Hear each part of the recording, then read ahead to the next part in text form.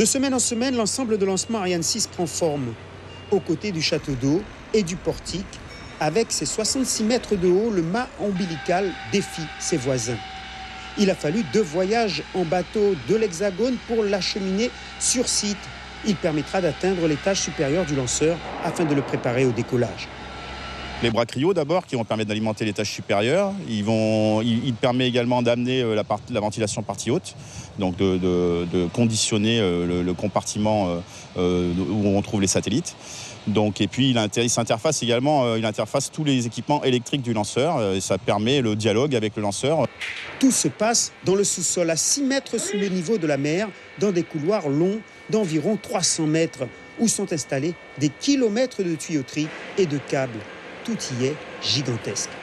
Le mur, ici, il y a 1 mètre d'épaisseur. Et puis, c'est pas fini. Regardez.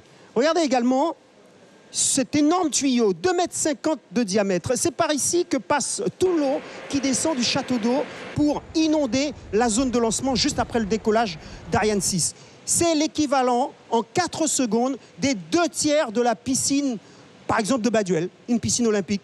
Outre le passage de l'eau, les carburants et l'énergie électrique de l'étage supérieur passeront par ce sous-sol. Aujourd'hui, les finitions sont donc bien lancées. La période de test approche à grands pas.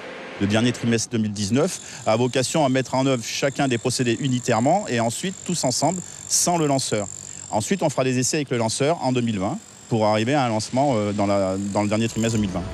Prévu initialement pour juillet 2020, le vol inaugural a de fortes chances, comme souvent, de glisser de quelques mois, alors qu'Arianespace vient d'annoncer la signature de ses 2 premiers contrats de lancement pour la version la plus lourde d'Ariane 6.